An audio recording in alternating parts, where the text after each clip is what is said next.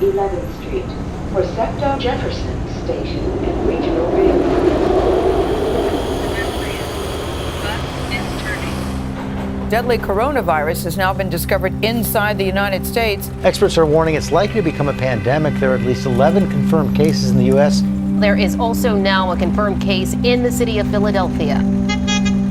All non-essential businesses to close at 5 o'clock this evening. The only places allowed to stay open in Philadelphia are essential services. Trash will continue being collected, and daycares, banks, gas stations, grocery stores, and pharmacies will be allowed to remain open. The reality of how things will change during the coronavirus outbreak is sinking in for families across the country and right here in our area. It will be a new way of life. During those first days of the pandemic, I think from March 13th on, it was like somebody was in the basement shutting off the circuit breakers. And bit by bit, the city just stopped. I was left wondering, what are the things that keep us alive? Who are the people? Who are the necessary people? Who are the ones who are actually keeping us living? Hello, and welcome to Distillations. I'm Alexis Petrick. And I'm Lisa Berry Drago. Earlier this spring, we launched a series called Pandemic Perspectives. It featured chemical engineers, microbiologists, and pharmaceutical executives.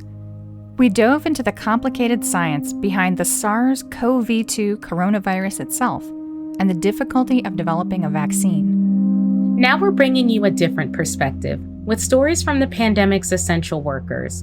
They're the people who've had to keep going to their jobs and put themselves at risk by doing so. This episode is part of a collaboration between the Science History Institute and Philadelphia photographer Kyle Cassidy.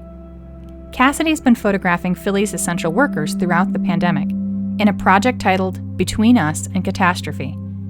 His subjects have included doctors, nurses, sanitation workers, mask makers, and Instacart shoppers. This fall, 6 of his large-scale portraits are on display on the outside of our building at 3rd and Chestnut Streets in Old City, Philadelphia. If you're local, we highly recommend you come and visit our new outdoor exhibit. And even if you're not local, you can still see the images and read more at sciencehistory.org/pandemic.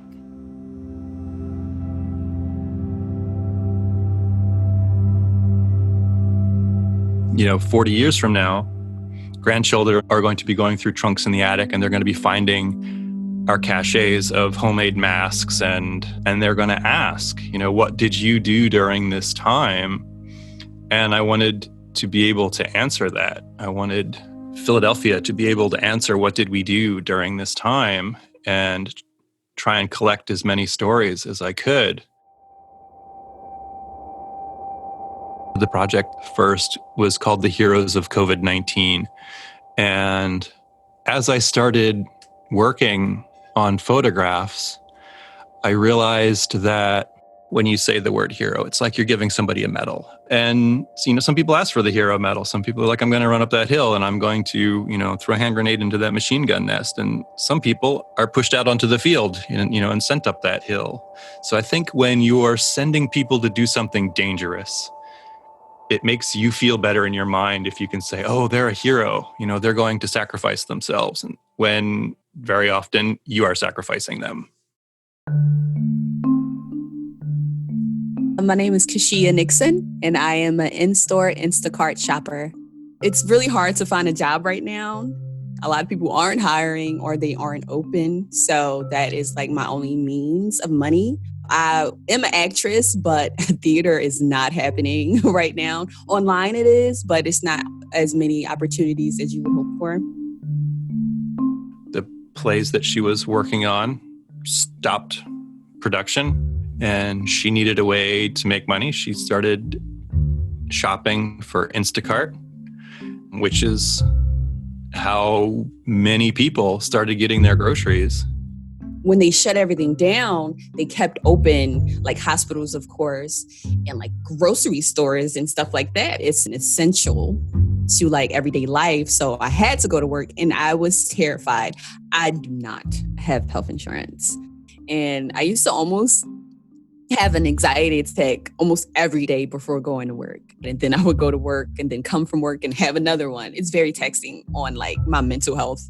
But like I said, I don't have any other means of income right now. So I have to just go through it. At first, it wasn't no hand sanitizer, no mask. I didn't feel safe, and I didn't have any equipment to make me feel safe. I was making masks because they weren't available to buy yet, and they were needed for like medical workers and nurses and doctors. The mask I'm wearing in the photograph is a mask I made out of paper towel. I took 2 pieces of paper towel and folded them like accordion style and poked holes at the ends of it and used rubber bands as for my ear holders. And I was getting weird looks for wearing that. And I was wearing gloves as well. And a lot of people were, oh, it's not a big deal. Are you going to get sick wearing a mask? Or you shouldn't be doing that. But I was scared for myself. So I just did what I thought would keep me safe, even though that probably wasn't the safest masks I could have, but it was better than nothing. She was working in, I think, South Philly was where I photographed her. And I asked her, what can people do for their Instacart, shopper delivery person? And she said, well, you could give us masks, you could give us hand sanitizer, or you could be nice to us.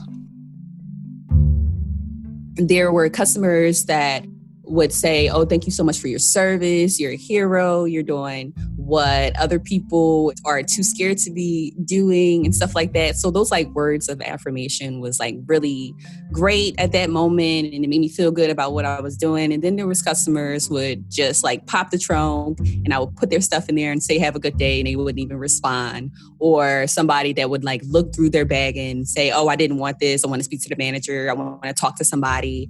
And it was just a lot of stuff to go through. So I understand that people have bad days, but when we're all going through the same thing in a pandemic, I feel like a smile or just like a nice word can go like a long way for somebody, especially somebody who's working through the pandemic.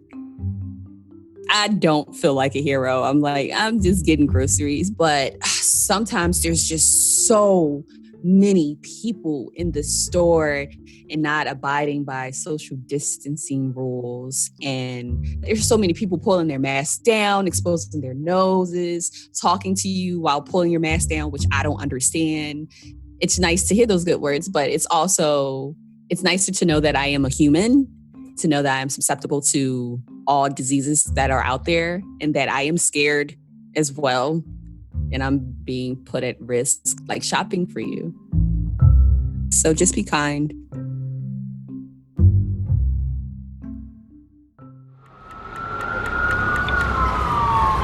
"500 people here in New York City have died in the last 48 hours due to coronavirus, while hospitals are at their max. The number of deaths surging in the U.S. New York experiencing its deadliest day yet in the COVID-19 outbreak. Tonight, a doctor taking us inside New York's Mount Sinai Queens Hospital, now pushed to the brink. Everybody's first reaction, it seems, in the medical community was this won't make it to the United States. We'll lock this down. And then after that, there were huge outbreaks in, I guess it was Los Angeles and New York and Italy too. And we were a week behind New York. So everybody was looking at what was going on in New York City thinking we have 7 days to get ready for this. My name is Sarah Cohen. I am a registered nurse at a hospital here in Philadelphia. So in mid-March, I felt this sense of impending doom. At the time the photograph was taken, we were just kind of waiting and wondering if we were going to have this massive storm of patients or whether it was going to be kind of this slow wave of patients. My younger son really loves action movies, so we've seen a lot of movies where there's a tsunami coming and you have to get as high in the elevation as you can. And so I kind of had that feeling, but the crazy thing is that you can't see this. I can't see the virus around me. I can't see that this giant wave is coming. So it's this constant wonder and worry and sense of doom that it gets exhausting, and it gets, no wonder my anxiety has been through the roof. I photographed Sarah in Rittenhouse Square. And it was early in the morning before anybody had come out. It was still very early in the pandemic. The kids had just been told to not come back to school for a little while. I remember specifically that morning was cool and it was kind of drizzly and it was still spring. There was still a lot of unknowns, and I felt like every time I went to work, there was at least 5 new things that we had to talk to the nurses about. I am a clinical nurse education specialist. And if there's new policies that come out, if there are new medications, anything that the nurses need to know about, I'm the one that disseminates the information. Either this is how we're going to have our PPE, this is what we're going to wear for all patients, this is what we're going to wear for patients who are suspected to have the virus. So there was a lot of education. And then there was a lot of just reassuring people, trying to keep people calm, kind of being a punching bag for people who were really anxious and nervous and didn't feel like they were getting all of the information that they wanted. And so having to just kind of diffuse some people's emotions.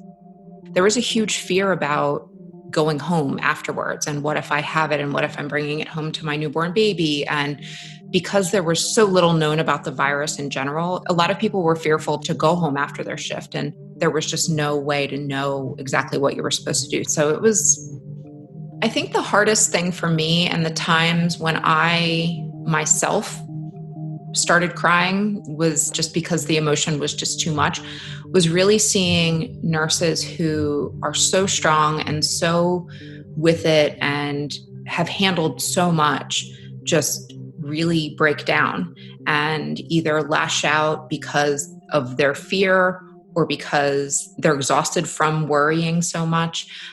It got to the point, and I would say it was probably around May, where this felt like this was dragging on a lot longer than everybody expected. And the morale in the hospital was lower than we imagined it could be. And it was palpable. Nobody was feeling good about anything that was happening. And so they started this Code Sunshine when we had our first couple of patients that were discharged from the hospital who had been here for COVID.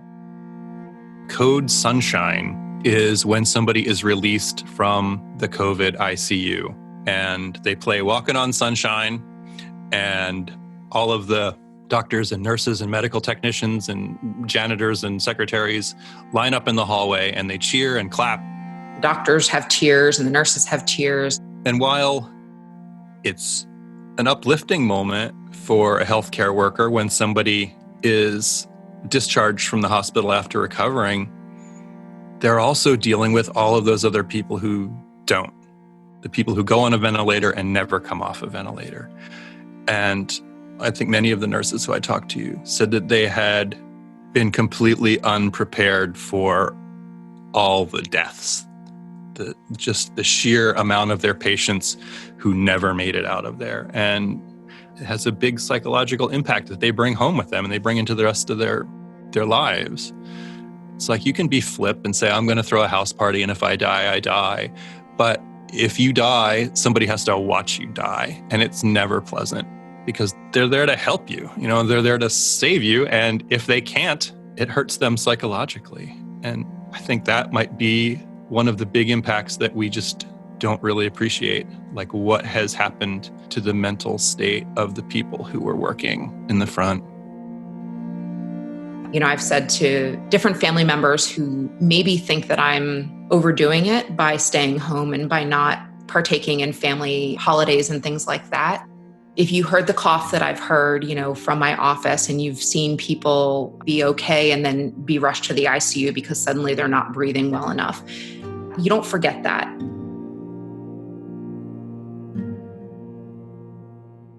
Well, one of the central business storylines of the coronavirus crisis has been the shortage of so-called N95 respirator face masks. These masks have been harder and harder to come by. So as an alternative, some people are getting creative.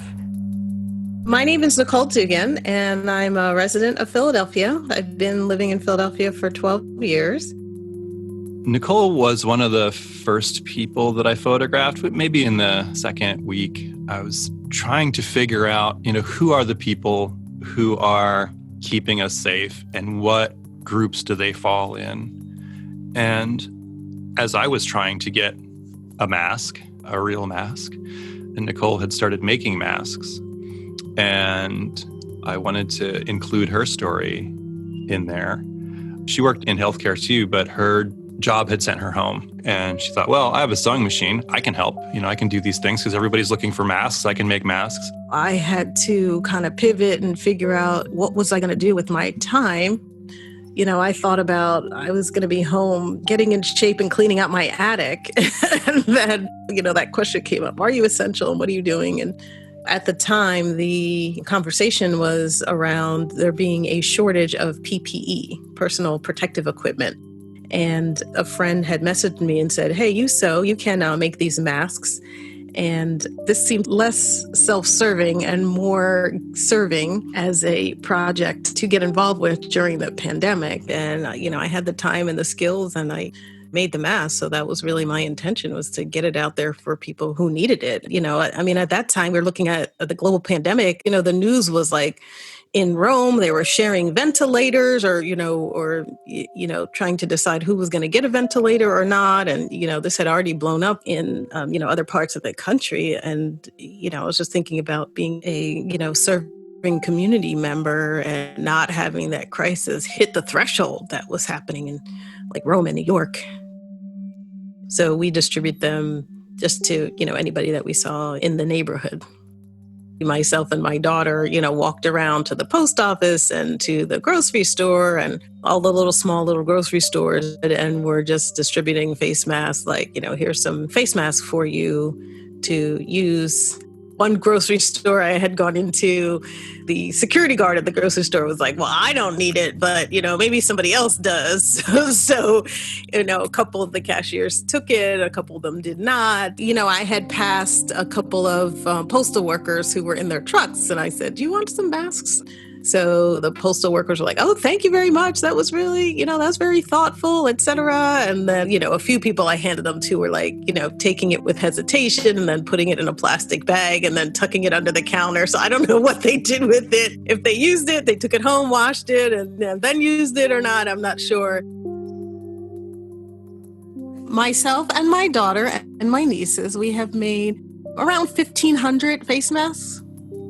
My husband said, this is your wartime effort. This is what you're doing. So I had that Rosie the Riveter t-shirt from around. So I thought that would photograph well for the picture. So I chose that shirt to symbolize this is our contribution, and everybody can contribute in a little way. Everybody can contribute. There was conversation about, we're all in this together, and everybody, we're in it together, but apart. And so everybody can participate in their own way. And I thought this was productive and encouraging. And this just continues to feel, on a small level, a productive initiative to help out. Sitting home, doing nothing would have driven me mad. You see these terrible things happening, and it is terrible to feel powerless, to feel that somebody out there is fighting your fight for you, and there's nothing you can do to help. So that became important to me, just to me personally, to be able to say that, when this happened, I wasn't a soldier on the front lines, but I rolled bandages back at home, or I didn't eat all of my ration of sugar or all those things that, my grandparents did. They fought the war from the home front and in the way that they could, and that's all I can do. Thanks for listening to this episode of Distillations. Remember, Distillations is more than a podcast. It's also a multimedia magazine. You can find our videos, stories, and every single podcast episode at distillations.org. You'll also find podcast transcripts and show notes.